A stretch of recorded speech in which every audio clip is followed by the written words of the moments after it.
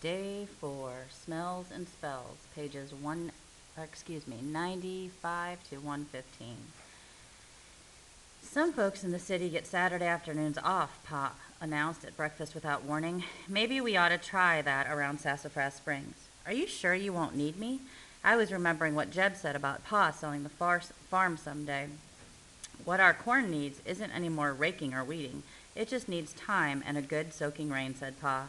I promised to work extra hard all morning.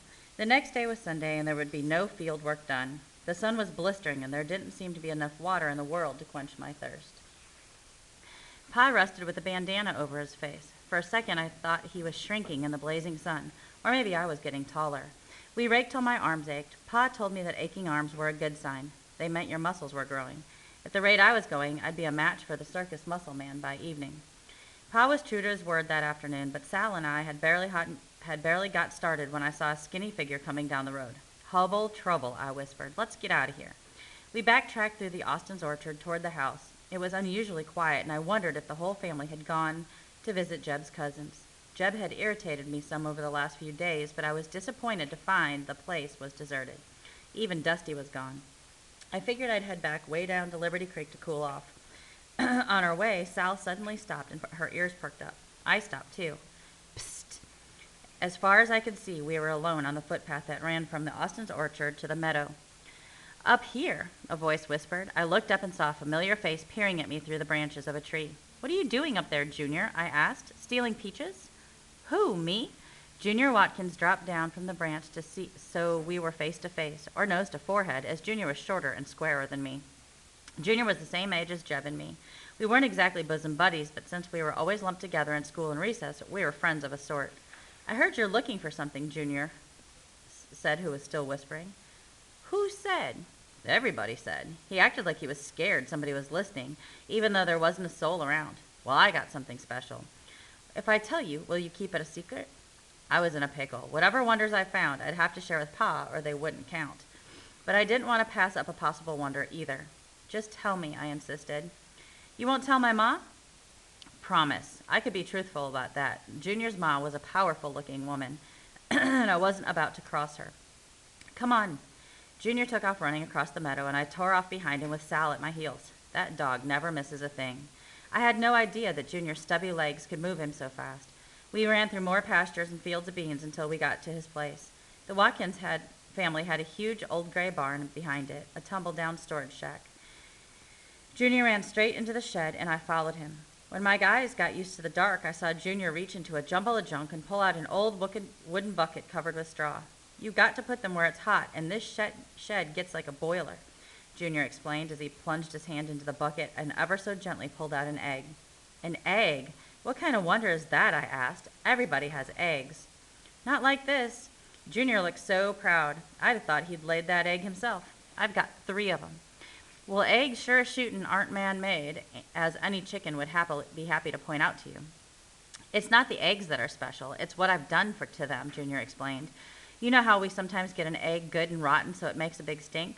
It was true. Boys in Sassafras Springs had a custom of stealing an occasional egg, hiding it where their mothers wouldn't find it, and aging it in the straw until it was good and rotten. Oh, say a couple of weeks in hot weather. The hotter the better.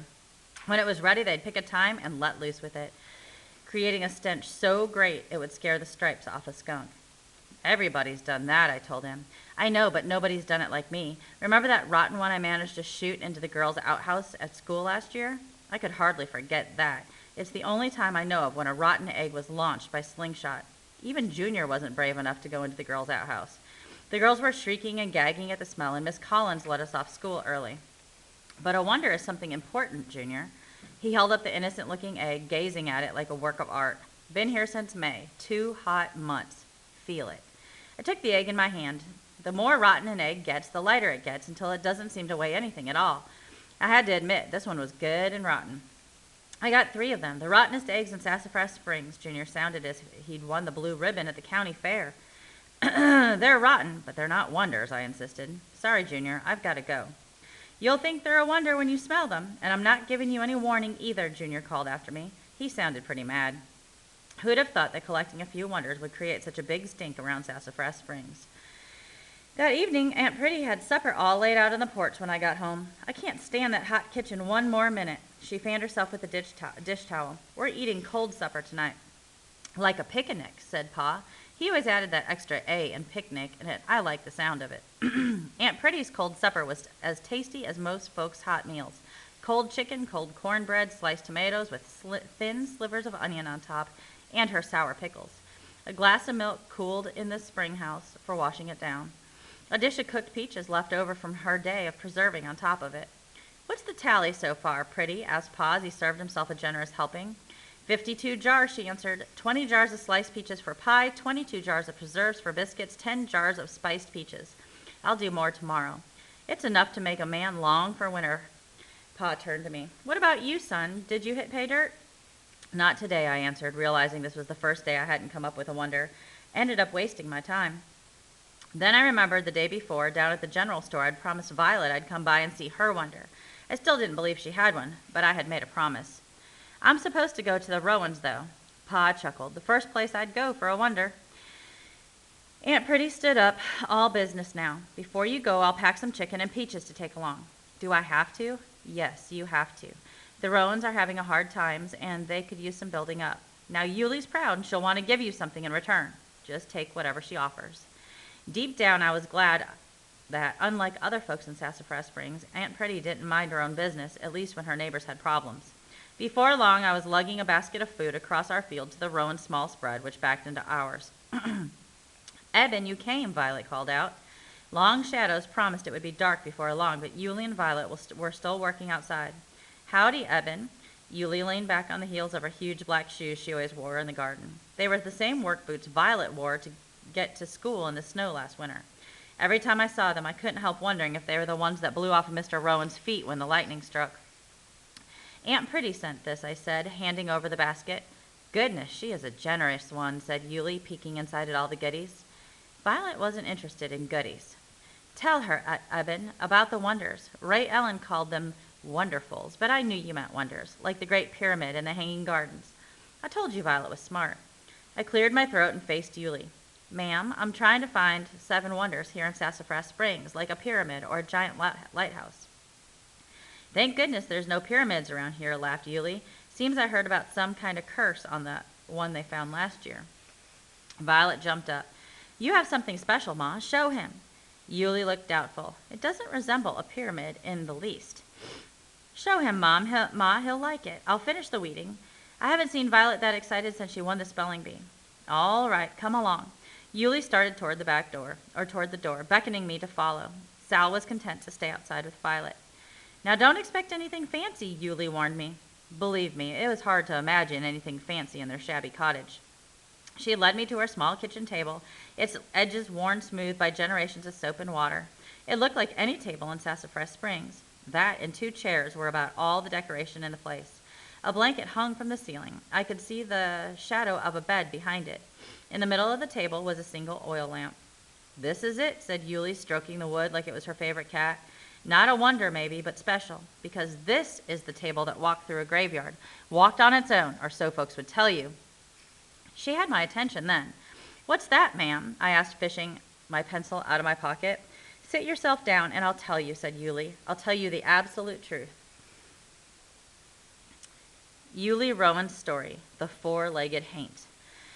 Sassafras Springs used to be even quieter than it is now. When the moon was a sliver, it was dark as a pocket outside. Not many lights, not many people. It was a lonely place. Folks had more time to gossip, too. It didn't take long for word to spread that there was a haint in the graveyard. A haint is what old-timers called a ghost.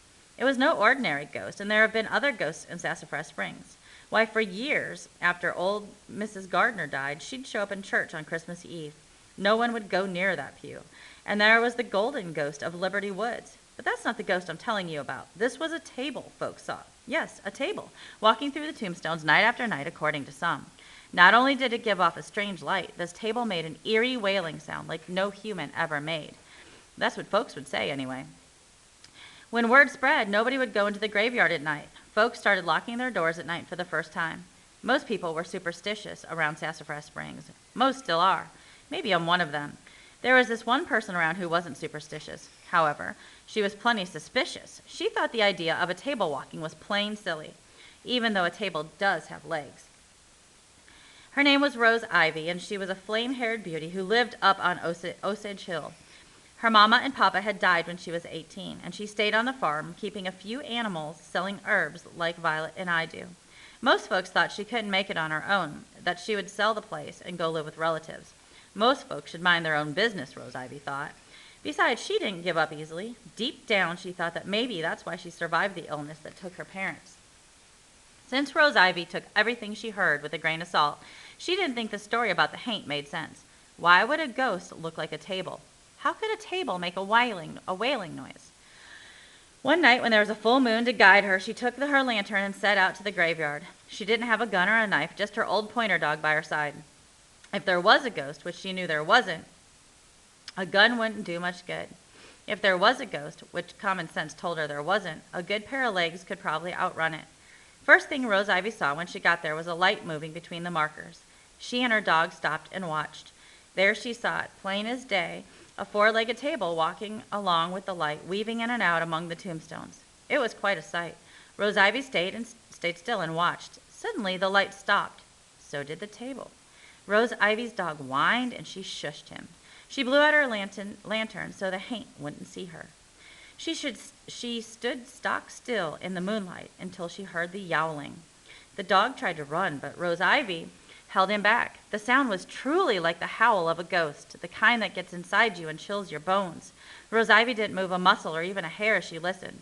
Finally, the wailing stopped and a human voice cried out, "Mary, why did you leave me, Mary?" That set Rose Ivy into motion. Instead of running away, she inched closer to the table. Her dog followed, tail between his legs.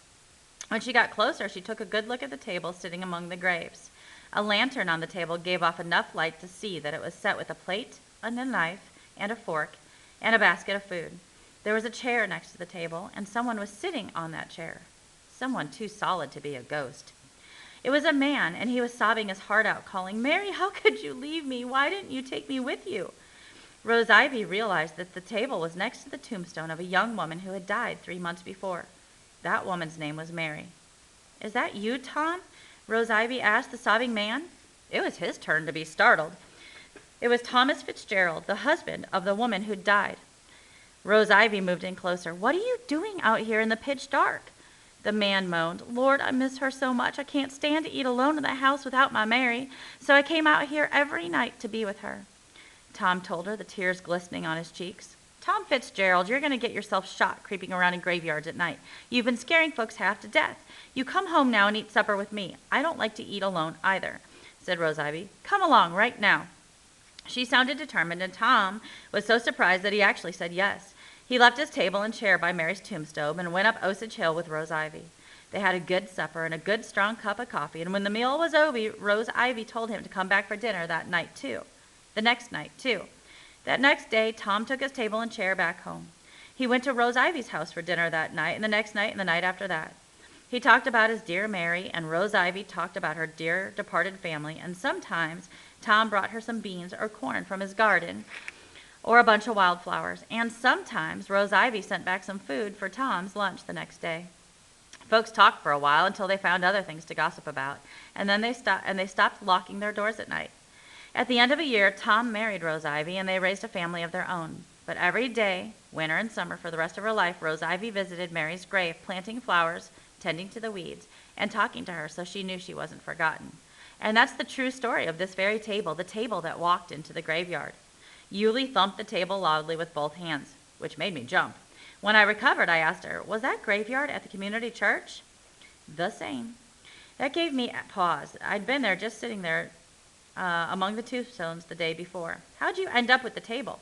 "Son, I've been sitting at this table since I was a baby. Don't you know my parents' names?" she asked. I shook my head. "No, ma'am." "Thomas and Rose Ivy Fitzgerald," she stated proudly. "I will put flowers on Mary Fitzgerald's grave to this day, and I expect Violet will do the same after I'm gone. Violet's got her grandma's fiery hair and her fiery spirit, too." "Then it's all true?" "True as anything I know. Will that help you, Eben?" asked Yulie. "Yes, ma'am." I began to scribble on my pad. I kept writing right out the door. It was a wonder, wasn't it, Eben? It was almost dark, but Violet was still kneeling alongside the peppers and lettuce. She looked different now. Even in her shapeless dress with dirty hands and feet, she looked positively rich as she handed me Aunt Pretty's basket, which she'd filled with lettuce, onions, and cucumbers. A positive wonder, I told her, and I meant it. But I'm telling you, I was grateful that I didn't have to pass through the graveyard on the way home. Later that night, I went to sleep just fine. Then I had this dream where I was walking in the graveyard, alone without even Sal by my side. And I saw a glowing thing passing between the tombstones. I could tell it was no table because it walked upright like a man. I called out, "Who is that?" And the shining thing swiveled around. It was a man in his long johns, and he didn't have a face. I sat up in bed, wide awake and shaking, and I had no interest in going back to sleep. I got up, leaned out the front window to fill my lungs with fresh, cool air. The sight of the moonlit barn, the shadowy oak, and the outline of Redhead Hill was a comfort. I noticed a light flickering below me. When I leaned further out, I saw Aunt Pretty sitting on the front porch in her big white nightgown. I'd never seen my aunt so quiet, just sitting and staring out at the farm. What was she thinking about? Was she thinking about what happened to Holt Nickerson and why he'd never come back? Was she wondering if he was still out there riding that horse in his long johns? I'll never know, because that's the kind of question a boy doesn't ask his maiden aunt.